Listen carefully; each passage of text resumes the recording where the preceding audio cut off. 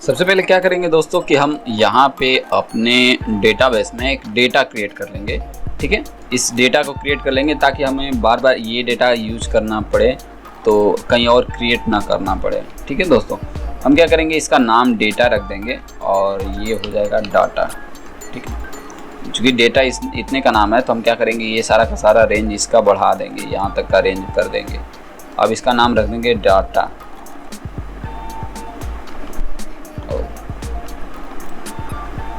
स्कैप करेंगे, यहाँ से वही डेटा हो गया है और इसका नाम रख देंगे पहले इतना तक का है और इसको एडिट करना पड़ेगा हमें। नेम मैनेजर में चले जाएंगे और नेम का यहाँ पे है, इसे हम डिलीट कर लेंगे। डिलीट करने के बाद हम क्या करेंगे, जस्ट यहाँ से जो ये रेंज है सब रेंज दोबारा सिलेक्ट करेंगे और सारा डेटा दोबारा से सिलेक्ट करने के बाद यहाँ तक लाएंगे और इसका नाम रख देंगे डेटा। ठीक है, ये सारा का सारा डेटा है। अब हम क्या करेंगे, जो पुरानी हमारी सीट है यहाँ पे मैं क्या करता हूँ, एक और सीट खोल लेता हूँ। यहाँ पे एक नया स्प्रेडशीट ले लेता हूँ। अब यहाँ पे उसी डेटा को ला के इम्पोर्ट करेंगे। कैसे इम्पोर्ट करेंगे वो देखिए, सीट टैब में जाएंगे और सीट टैब में जाने के बाद आपको यहाँ पे मिलेगा एक्सटर्नल लिंक। ये क्या करता है, आपकी एक्सटर्नल फाइल को लिंक करता है। यहाँ से लिंक करेंगे और वो क्या है, डेटाबेस में आप देखेंगे आपका जो डेटा रखा हुआ है कहाँ रखा हुआ है, डेस्कटॉप पे रखा हुआ है और डेस्कटॉप पे रखा हुआ है किसमें, तो न्यू नाम के फाइल में और न्यू के नाम से रखा हुआ है। आप देखेंगे यहाँ पे जब इसको सिलेक्ट करेंगे तो आप देखेंगे यहाँ डेटा के नाम से रेंज हमने जो बनाया था सेम रेंज यहाँ पे आपको मिल जाएगा। ये मेथड होता है। देखेंगे तो अभी ये डेटा मिला हुआ है पर हमें लग रहा है कि यहाँ पे भी ये अपडेट नहीं हुआ है। सेव कर लेंगे और जस्ट यहाँ पे अब हम लाएंगे तो रिफ्रेश करना पड़ेगा। चले जाएंगे यहाँ पे देखते हैं फिर से डेटा रिफ्रेश होता है कि नहीं होता है। और वैसे हमने क्या किया है, यहाँ फिर से लिंक करते हैं, इसको रिवर्ट कर लेते हैं।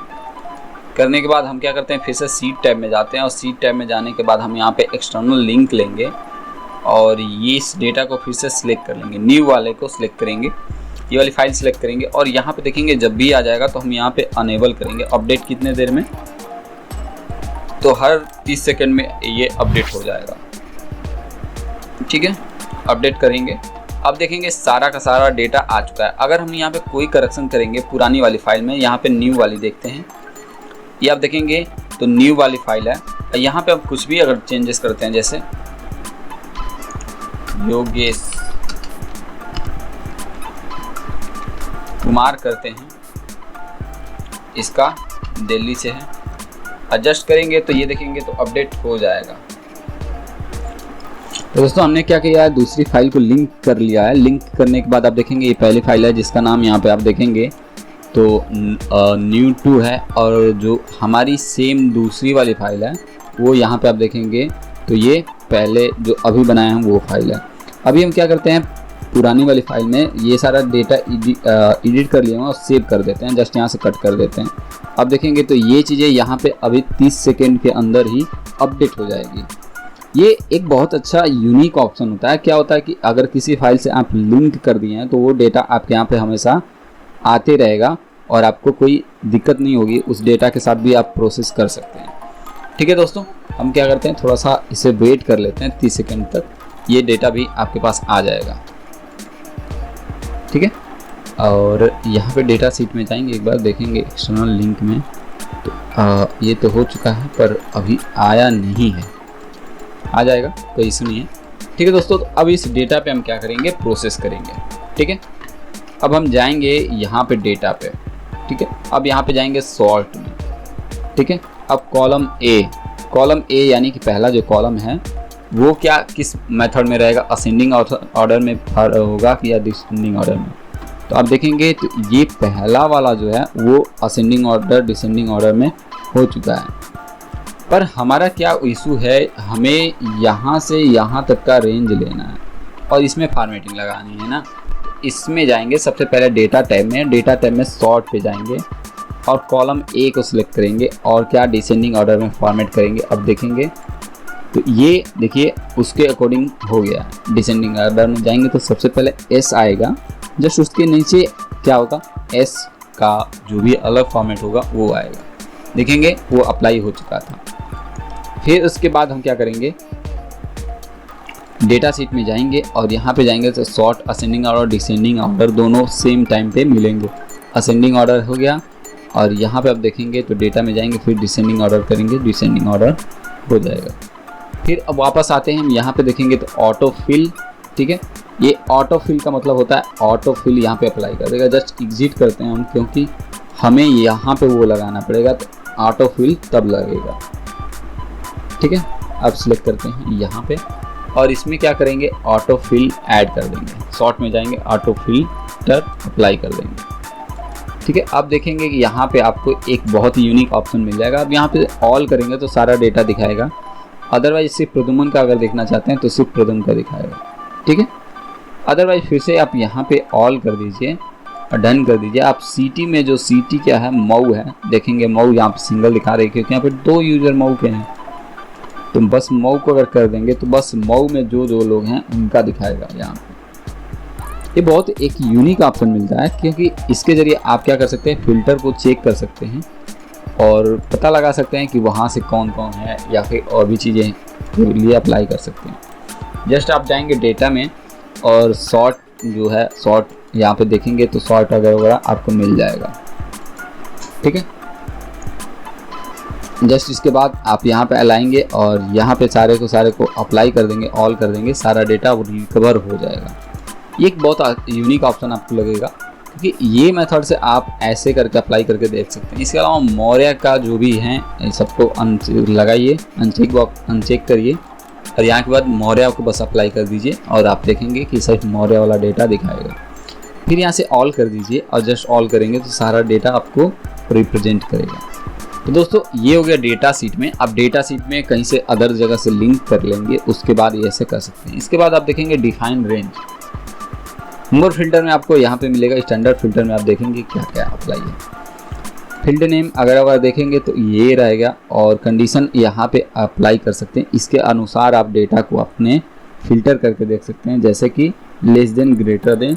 तो अभी तो यहाँ पे क्या है, डोमेस्टिक ही पर्पज से है तो इसमें वैसा कुछ नहीं लगा सकते, पर इसमें हम क्या कि कलर वगैरह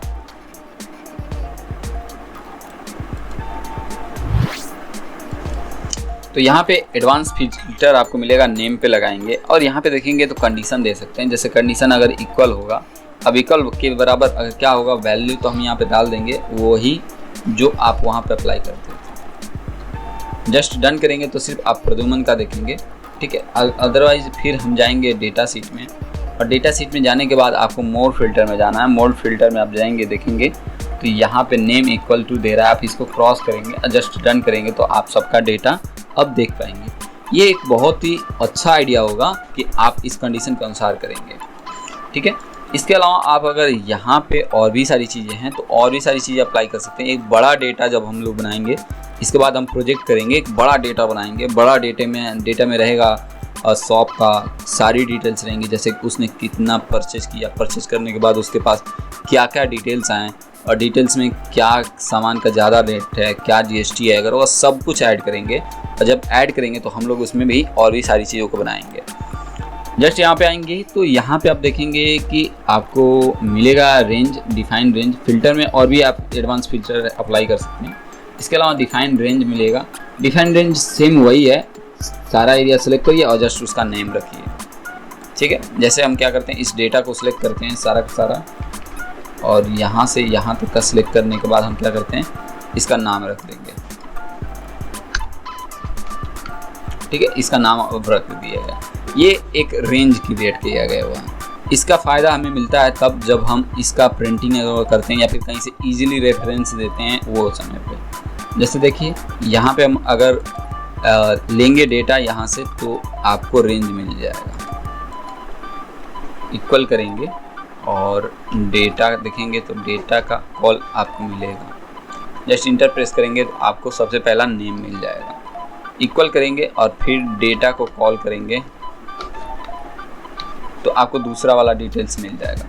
तो ऐसे करके आप ये सारा का सारा डेटा वहाँ से प्रिंट कर सकते हैं, ला के यहाँ पे स्टोर कर सकते हैं, यूज़ कर सकते हैं। तो ये नेम रेंज होता है जिसके जरिए आपको नेक्स्ट डेटा प्रोवाइड करता है। डिफाइन रेंज कर सकते हैं, यहाँ से सिलेक्ट रेंज करना होगा तो आप यहाँ पे करेंगे क्लिक और उसके बाद यहाँ से यहाँ तक का सारा रेंज देंगे। ठीक है। यहाँ से यहाँ तक का सारा डेटा सिलेक्ट करेंगे एक बार में और जाएंगे यहाँ पे डेटा टैब में, उसके बाद सिलेक्ट रेंज करेंगे तो ये रेंज आ जाएगा।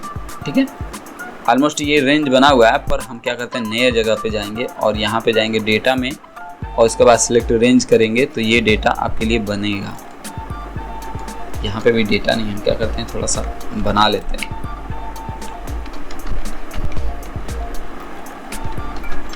ठीक है, और जस्ट हम इन दोनों का ही रेंज बनाते हैं। यहाँ पे इसका रेंज जब बनाएंगे तो हम जाएंगे यहाँ पे डेटा में और डेटा में जाने के बाद आप देखेंगे तो यहाँ पे रेंज मिलेगा और सिलेक्ट रेंज। ठीक है, डेटा और जाएंगे यहाँ पे सिलेक्ट, पहले डिफाइन कर लेते हैं और इसका नाम देंगे सोमेश। ठीक है, इसके बारे में अदर कुछ एडिशनल लिखना होगा तो आप लिख सकते हैं। जस्ट अब देखेंगे डेटा में जाएंगे और देखेंगे यहाँ पे सिलेक्ट रेंज, अब देखेंगे तो सोमेश का अब दिखा रहा है यहाँ पे। तो ये तरीका होता है सिलेक्टेड रेंज, आप बताएगा यहाँ पे कि क्या कौन सा आपका डेटा जो सिलेक्ट किए हुए हैं कौन सा रेंज है। इसके बाद आप देखेंगे तो यहाँ पे आएगा रिफ्रेश रेंज, अगर आप इस पे रखेंगे तो आप देखेंगे रिफ्रेश रेंज आपको देगा। ठीक है, रिफ्रेश, इससे क्या है कि डेटा जो नहीं हमारा आया हुआ था आप देखेंगे तो वो डेटा भी आ जाना चाहिए। ठीक है, ये अभी भी अपडेट नहीं, गोंडा का अपडेट कर लिया हुआ अनीश कुमार का। तो यहाँ पे आपको रिफ्रेश अगर फिर से मिल जाएगा और जस्ट इसके बाद आएंगे हम पिवट टेबल। ठीक है, अब सारा डेटा सिलेक्ट करेंगे यहाँ से यहाँ तक का और पिवट टेबल भी क्रिएट कर सकते हैं। ये बहुत यूनिक ऑप्शन होता है जो इजीली किसी चीज़ को दिखाता है। ठीक है, अब ये करंट सेशन जो हो गया सारा का सारा हम बनाएंगे और उसके बाद ये सारा डेटा जो है यहाँ पे दिखाई देगा। ठीक है, यहाँ पे 3 है, तीनों को उठा के रख लेंगे और रख लेंगे। उसके बाद क्या करेगा ये उसी के अकॉर्डिंग बना के हमें दिखाएगा। ठीक है, जस्ट डन करेंगे, आप देखेंगे यहाँ पे वो सारा डेटा बन गया है। ऑल करेंगे, ऑल सारा दिखाएगा और यहाँ पे करेंगे ऐसे सारा का सारा दिखाएगा। जस्ट सिंगल करेंगे और सिंगल करने के बाद आप सिर्फ एक सिलेक्ट करेंगे तो सिलेक्ट एक का डेटा दिखाएगा। ये एक आपको अच्छा दिख सकता है सिंगल डेटा प्रिंट करने के लिए। और मौर्य का यहाँ पे दिखाएगा और इसके बाद आप क्या करेंगे जो गाजीपुर है मऊ का है उसका दिखाएगा। ठीक है, मऊ का, ये ऐसे करके आप प्रिंट कर सकते हैं। यहाँ पे और भी सारी चीज़ें होती हैं। और जस्ट इसके बाद हम आते हैं फर्स्ट वाले सीट में और यहाँ पे आपको मिलेगा डेटाबेस से और भी रिलेटेड। ठीक है, कैलकुलेट आप देखते हैं। कैलकुलेट आपको कंडीशनल मिलता है। कंडीशनल का मतलब ये होता है कि आपका जो स्प्रेडशीट है वो तुरंत खुद ब खुद ऑटोमेटिक कैलकुलेट कर देगा। रेक्टेंगुलर है, कैलकुलेट है। रिकैलकुलेट का मतलब अगर कोई इशू आया है तो फिर से रिकैलकुलेट कर सकते हैं। इसके अलावा आप देखेंगे तो यहाँ पे कैलकुलेट में और भी चीज़ें हैं। आपको यहाँ पे रिकैलकुलेट हार्ड, ठीक है, रिकैलकुलेट हार्ड यानी कि फिर से दोबारा ये कैलकुलेट करेगा। किसी प्रकार की कोई इसमें प्रॉब्लम आ चुकी है तो ये उसे फिर से दोबारा रिकैलकुलेट करेगा। ठीक है, जस्ट यहाँ पे आते हैं तो आपको मिलेगा वैलिडेट। ठीक है, बहुत ज़्यादा यूनिक ऑप्शन है, आपको ज़रूर देखना चाहिए। ठीक है, अब हम जाएंगे डेटा में और डेटा में जाने के बाद आपको मिलेगा यहाँ पे वैलिडेट। ठीक है, ये बहुत ज़्यादा यूनिक है आपके लिए। सबसे पहले देखिए यहाँ पे क्राइटेरिया।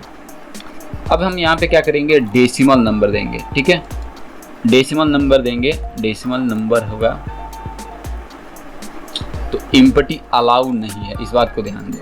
ठीक है, अब यहाँ पे हम क्या करेंगे कुछ टाइप करेंगे। जस्ट देखेंगे अभी हमने क्या यहाँ पे इंटर किया हुआ है स्ट्रिंग। स्ट्रिंग का मतलब होता है वो कांस्टेंट, मतलब यानी कि कोई ऐसा अक्षरों का समूह या फिर कोई अक्षर, ये इसे एक्सेप्ट नहीं करेगा।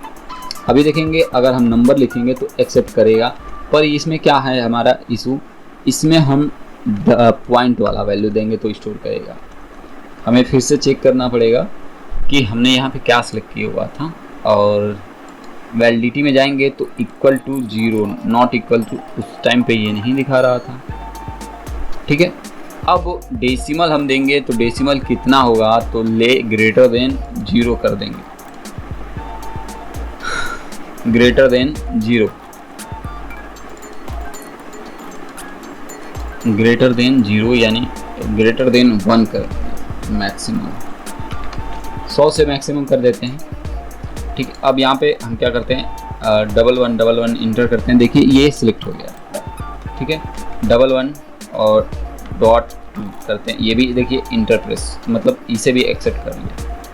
जस्ट हम सिर्फ अगर 11 लिखते हैं तो ये इसे एक्सेप्ट नहीं करेगा, क्योंकि यहाँ पे वैलिडेशन लगा है कि आप कोई भी वैल्यू देंगे वो 100 से ही ऊपर देंगे, नीचे देंगे तो ये एक्सेप्टेबल नहीं है। इसके अलावा आप स्ट्रिंग ऐड करेंगे वो भी एक्सेप्टेबल नहीं है, एक्सेप्ट नहीं करेगा। जस्ट यहाँ पे आप देखेंगे तो यहाँ पे वैलिडेट में जाएंगे तो और भी सारी चीज़ें हैं यहाँ पे दिया हुआ है। इसके अलावा आप देखेंगे तो इक्वल यानी कि वही एकदम आना चाहिए, इक्वल यानी कि 100। अब देखिए यहाँ पे सिर्फ हम 100 ही लिख सकते हैं, 100 से अधिक नहीं लिख सकते हैं। ये भी एक्सेप्ट नहीं है, यहाँ की ये पहले ही एक्सेप्ट नहीं हो रहा था। 100 एक्सेप्ट होगा, देखिए 100 ले लिया। 101 करते हैं, ये एक्सेप्टेबल नहीं है।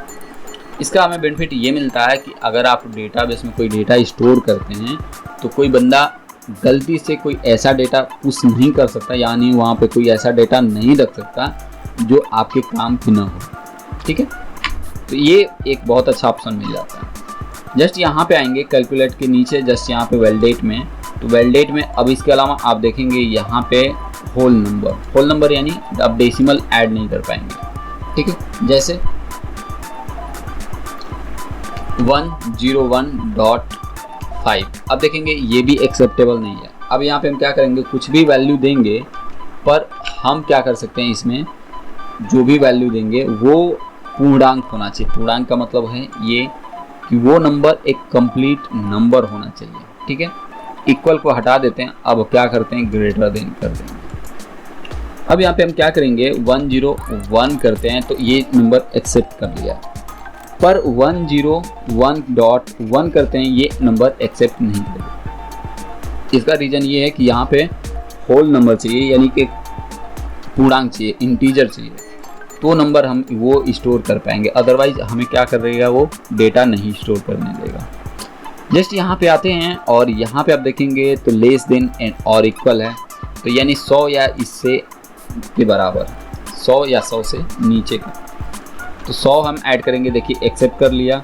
99 करते हैं, ये एक्सेप्ट कर लिया, लेकिन 101 करते हैं, ये एक्सेप्ट नहीं करेगा, क्योंकि इसका कंडीशन अभी हम लोगों ने दिया था 100 या 100 से नीचे। ठीक है दोस्तों, ये स्टोर करके देख लिया हम लोगों ने। जस्ट यहाँ पे फिर वैलिडिटी में आते हैं और यहाँ पे आपको और भी सारी चीज़ों को मिलेंगे, वो आप बारी बारी से चेक कर लेंगे। ठीक है, इनपुट देखते हैं। अब इनपुट में आते हैं और इनपुट में आएंगे तो यहाँ पे इनपुट हेल्प मिलेगा और यहाँ पे टाइटल दे देंगे रॉन्ग। ठीक है, और यहाँ पे हेल्प अगर दे देंगे और एरर दे देंगे, एरर अलर्ट। ठीक है, जस्ट ऐसे कर देंगे और यहाँ पे हम सबसे पहले वाले में आएंगे होल नंबर। ठीक है, अब जैसे ही हम इसको क्या करेंगे, एक्स्ट्रा डालेंगे तो ये हमें तुरंत एरर देगा। ये भी एक मेथड होता है जिसके ज़रिए आप एरर भी प्रेजेंट करा सकते हैं। जस्ट यहाँ पे फिर से डेटा में आएंगे और डेटा में आएंगे, उसके बाद वैलिडिटी में जाएंगे और इससे हम क्या करते हैं, होल नंबर से हटा के ये कर देते हैं सो व्हेन इज कॉल्ड। यहाँ पे इसे हमें क्या करना पड़ेगा, इसके लिए हमें ऑल वैल्यू करना पड़ेगा। ठीक है, ऑल वैल्यू कर देंगे और जस्ट यहाँ पे हम क्या करते हैं, स्टोर कर लेंगे। अब देखिए कोई भी चीज़ आप ऐड करेंगे, अब ऐड कर लेगा। ये होता है काफ़ी एक यूनिक ऑप्शन मिलेगा, आप इसे ज़रूर ट्राई करें। वैलिडिटी में आएंगे तो और भी ऑप्शन है, यहाँ पे हेल्प करेंगे, ये वाला आपको देगा। ठीक है, और इसके लिए क्या करना है, कस्टम लेंथ अगर अभी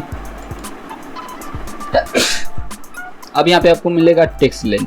ठीक है, टेक्स्ट लेंथ में मिलेगा आप कितना लेंथ लेना चाहते हैं, कितना लेंथ लेना चाहते हैं, यानी कि 4 लेंथ लेंगे।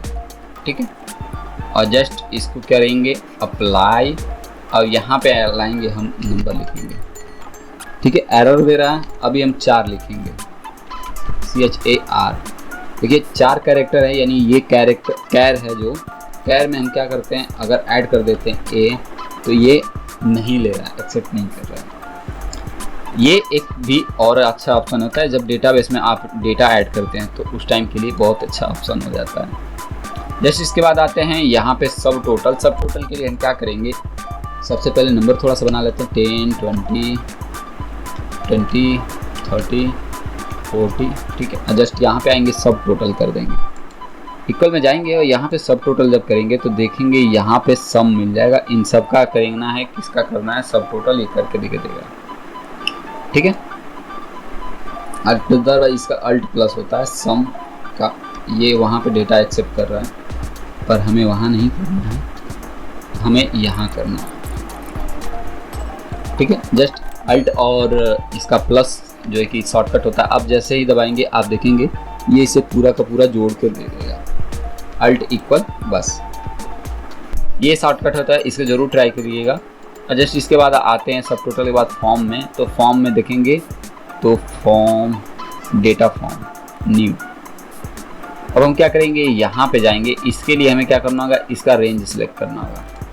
इसे सिलेक्ट कर लेंगे, जो इसका डेटा का होगा उसे सिलेक्ट करने के बाद हम क्या करेंगे, फॉर्म में चले जाएंगे और आप देखेंगे इसका इसने क्या किया, क्लियर बना दिया हुआ है। अब यहाँ पे हम क्या करेंगे, नेम में ऐड करेंगे सूरज कुमार बलिया।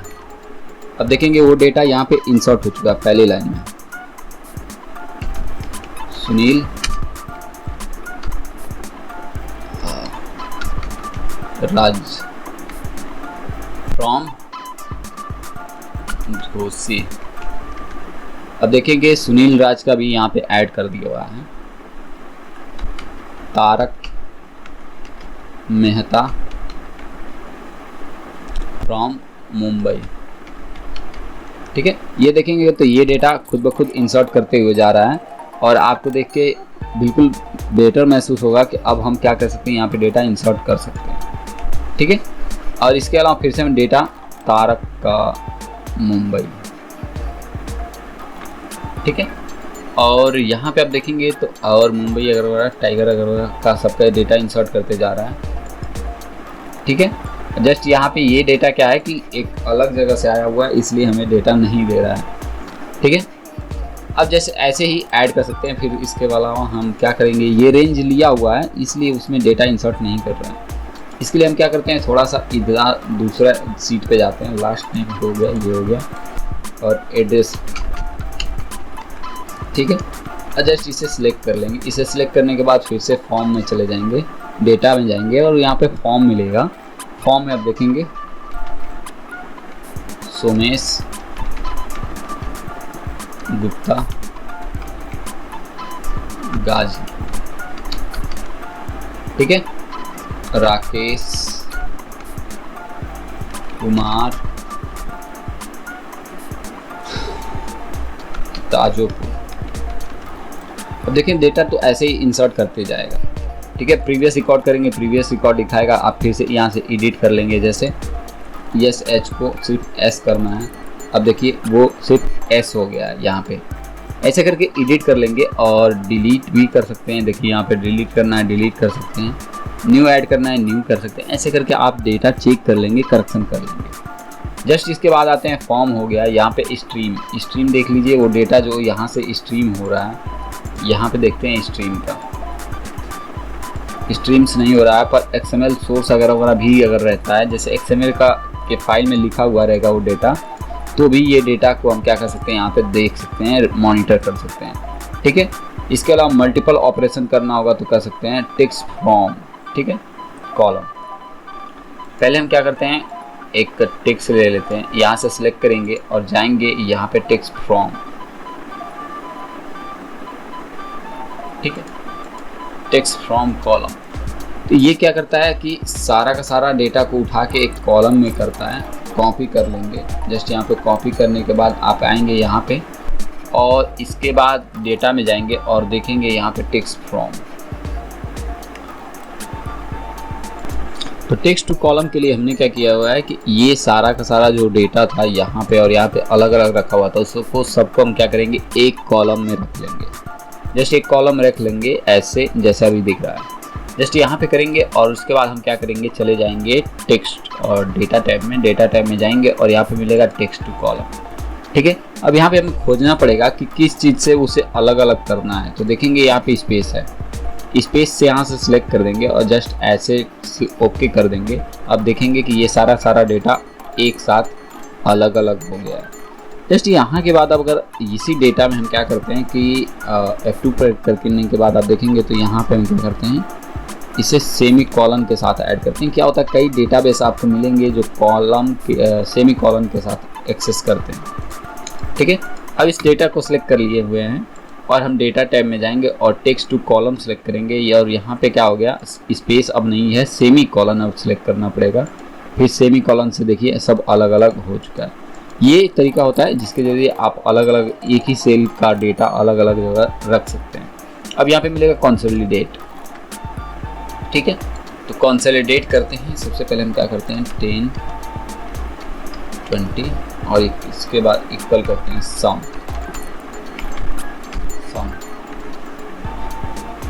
ठीक है, सम करने के बाद सबसे पहले हम क्या करेंगे, ऐसा डेटा बना लेंगे 2-3 जगह जहाँ से आपको डेटा लेना होगा। जैसे देखिए यहाँ पे राहुल और राघव का है, सेकेंड वाले सीट पे देखें तो रोहित और टॉम क्रूज का है। ठीक है, ऐसे डेटा बना लेंगे और उसके बाद हम इन डेटा को सिलेक्ट करेंगे, फिर कैलकुलेशन करेंगे। उसके लिए चले जाएंगे डेटा में और डेटा में कंसोलिडेट पे चले जाएंगे और कंसोलिडेट में जो ये रेंज है इसे पहले डिलीट कर लेते हैं। ठीक है, और क्या करेंगे, सबसे पहले रेंज, सोर्स रेंज जो है इसे सिलेक्ट करेंगे। एक रेंज यहाँ से दे देंगे, जस्ट यहाँ से यहाँ तक का इस रेंज को ऐड कर लेंगे और जस्ट फिर दूसरा रेंज यहाँ पे देंगे।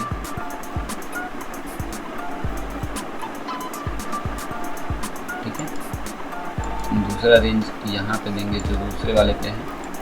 इस डेटा को सिलेक्ट करेंगे और इस डेटा को सिलेक्ट करने के बाद इसे भी ऐड कर देंगे इसी में और जस्ट डन कर देंगे। ठीक है, डन करेंगे। इसके बाद ये जो है कि आंसर दिखा देगा कहाँ पर लाना है उस डेटा को।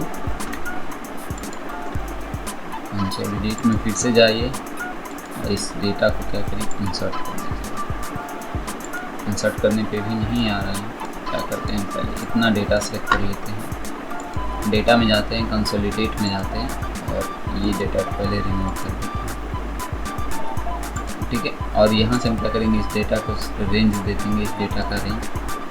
ठीक है, और इसके बाद इसको क्या करेंगे, फिर यहाँ वाला डेटा का रेंज देंगे जो सेकंड वाला डेटा है।